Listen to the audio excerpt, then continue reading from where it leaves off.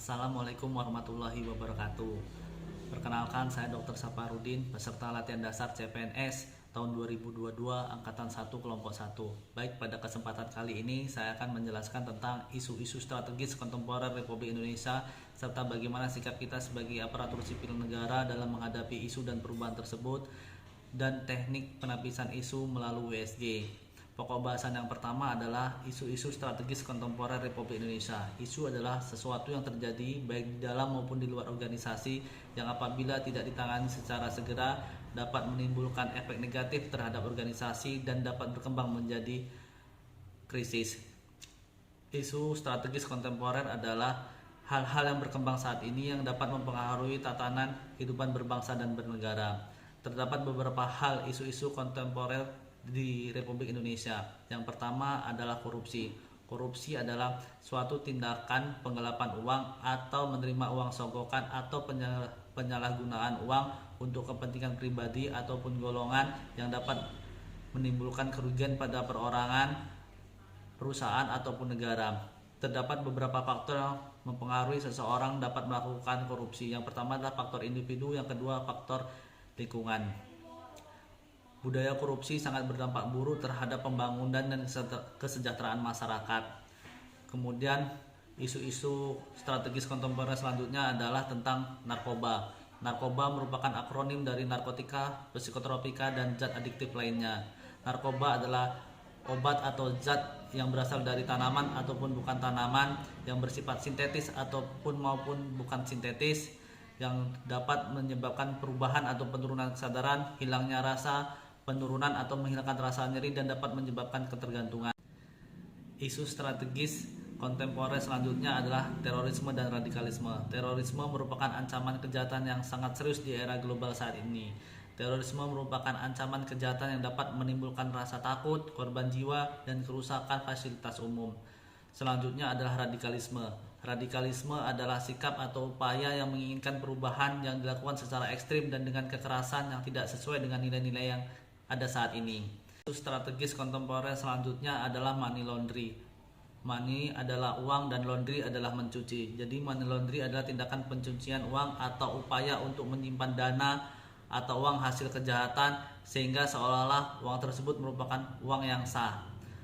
Isu kontemporer selanjutnya adalah proxy war. Proxy war adalah perang terselubung di mana salah satu pihak menggunakan orang lain atau pihak ketiga untuk menaklukkan musuhnya. Isu kontemporer selanjutnya adalah kejahatan social mass, terdiri dari 3 hal. Yang pertama adalah cybercrime, yang kedua hate speech, yang ketiga adalah hoax. Cybercrime adalah kejahatan yang dilakukan di dunia maya menggunakan komputer dan jaringan internet. Salah satu contoh dari cybercrime adalah adanya hacking komputer orang lain. Contoh lainnya adalah membuat konten ilegal. Kemudian hate speech adalah ujaran kebencian yang dilakukan orang lain untuk mempengaruhi atau memprovokasi orang lain yang dilakukan secara terbuka di muka umum. Kemudian ada hoax. Hoax adalah berita palsu yang belum tentu kebenarannya. Sebagai seorang aparatur sipil negara, untuk menyikapi hal-hal tersebut sebaiknya kita menggunakan sosial media kita untuk lebih bijak lagi dan menggunakan sosial media kita untuk hal-hal yang positif. Pokok bahasan yang kedua adalah bagaimana sikap kita sebagai seorang aparatur sipil negara dalam menghadapi isu dan perubahan tersebut. Aparatur sipil negara adalah salah satu aset birokrasi yang diharapkan dapat mewujudkan cita-cita pemerintahan berkelas dunia.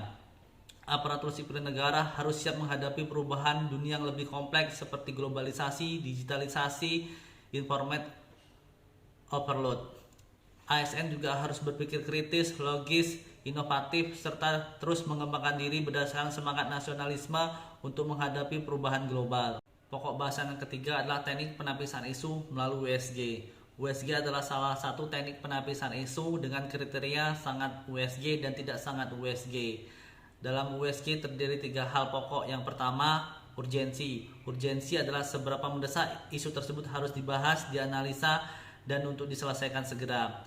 Yang kemudian ada seriousness. Seriousness adalah seberapa serius suatu isu harus dibahas dikaitkan dengan akibat yang akan ditimbulkan. Kemudian ada growth. Growth adalah seberapa besar kemungkinan memburuknya masalah tersebut apabila tidak diperbaiki secara segera.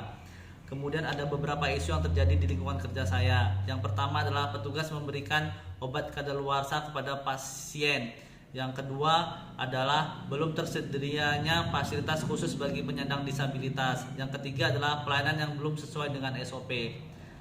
Dari hasil penilaian melalui USG, didapatkan masalah atau isu utama adalah petugas memberikan obat yang kadaluarsa kepada pasien. Isu tersebut diangkat karena sangat USG agar tidak terjadi lagi petugas salah dalam memberikan obat, karena hal tersebut dapat membahayakan dan merugikan pasien.